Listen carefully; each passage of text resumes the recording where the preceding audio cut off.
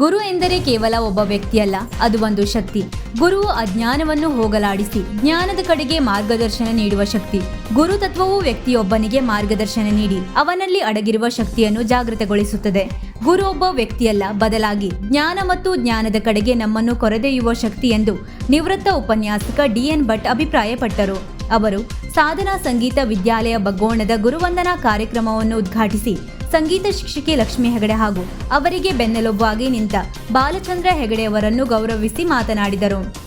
ಮುಂದೆ ಗುರಿ ಹಿಂದೆ ಗುರು ಇದ್ದರೆ ಸಾಧನೆ ಖಂಡಿತವಾಗಿಯೂ ಸಾಧ್ಯವಿದೆ. ಗುರುವನ್ನು ನಂಬುವ ಶಿಷ್ಯನಿಗೆ ಎಂದಿಗೂ ಸೋಲಿಲ್ಲ. ಸಂಗೀತ ಕ್ಷೇತ್ರದಲ್ಲಿ ಕಳೆದ 17 ವರ್ಷಗಳಿಂದ ನಿರಂತರ ಸಾಧನೆ ಮಾಡುತ್ತಿರುವ ಲಕ್ಷ್ಮೀ ಹೆಗಡೆಯವರ ಕಾರ್ಯ ಬಹುದೊಡ್ಡದು. ಸಾಧನಾ ಸಂಗೀತ ವಿದ್ಯಾಲಯದ ಮೂಲಕ ಸುಂದರ ಸಂಸ್ಕೃತಿಗಳ ಸಮಾಜ ನಿರ್ಮಾಣಕ್ಕೆ ಕಾರ್ಯ ಮಾಡುತ್ತಿರುವುದು ಎಲ್ಲರೂ ಮೆಚ್ಚುವಂತಹ ಕಾರ್ಯವಾಗಿದೆ ಎಂದರು. ಇದೇ ಸಂದರ್ಭದಲ್ಲಿ ಸಂಗೀತ ಶಿಕ್ಷಕಿ ಲಕ್ಷ್ಮೀ ಹೆಗಡೆ ಹಾಗೂ ಬಾಲಚಂದ್ರ ಹೆಗಡೆಯವರನ್ನು ವಿದ್ಯಾರ್ಥಿಗಳು ಹಾಗೂ ಪಾಲಕರು ಗೌರವಿಸಿದರು. ಅಧ್ಯಕ್ಷತೆ ವಹಿಸಿದ್ದ ಸಂಗೀತಗಾರ ತಿಮ್ಮಣ್ಣ ಹೆಗಡೆ ಮಾತನಾಡಿ, ಬದುಕಿನಲ್ಲಿಯೇ ನಿತ್ಯವೂ ಸಂಗೀತವಿದೆ, ಮಾತಿನಲ್ಲಿಯೂ ಸಂಗೀತವಿದೆ. ಆದರೆ ಸಂಗೀತವನ್ನೇ ಜೀವನವಾಗಿಸಿಕೊಂಡವರು ಸಾಧಕರಾಗಿ ನಮ್ಮ ಮುಂದಿದ್ದಾರೆ ಎಂದರು. ಸಾಧನಾ ಸಂಗೀತ ವಿದ್ಯಾಲಯದ ವಿದ್ಯಾರ್ಥಿಗಳು ಗಾಯನ ಪ್ರಸ್ತುತಪಡಿಸಿದರು. ತಬಲಾದಲ್ಲಿ NG ಹೆಗಡೆ ಕಪ್ಪೆಕೆರೆ, ಸಮರ್ಥ್ ಹೆಗಡೆ, ಡಾಕ್ಟರ್ ಸತೀಶ್ ಭಟ್, ಮನೋಜ್ ಭಟ್ ಹಾಗೂ ಇತರ ಕಲಾವಿದರು ಸಹಕರಿಸಿದರು.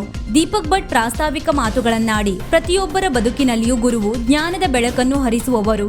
ಗುರು ಶಿಷ್ಯ ಪರಂಪರೆಯನ್ನು ಎತ್ತಿ ಹಿಡಿಯಲು ಈ ಗುರು ಪೂರ್ಣಿಮಾ ಕಾರ್ಯಕ್ರಮ ಎಂದರು. ಗುರುವಿಗೆ ಅತ್ಯಂತ ಪವಿತ್ರವಾದಂತಹ ಮಹತ್ವವಾದಂತಹ ಒಂದು ಸ್ಥಾನ ಇದೆ. ಗುರು ಅಂದರೆ ಒಂದು ವ್ಯಕ್ತಿ ಅಲ್ಲ, ಗುರು ಅಂದರೆ ಒಂದು ಶಕ್ತಿ.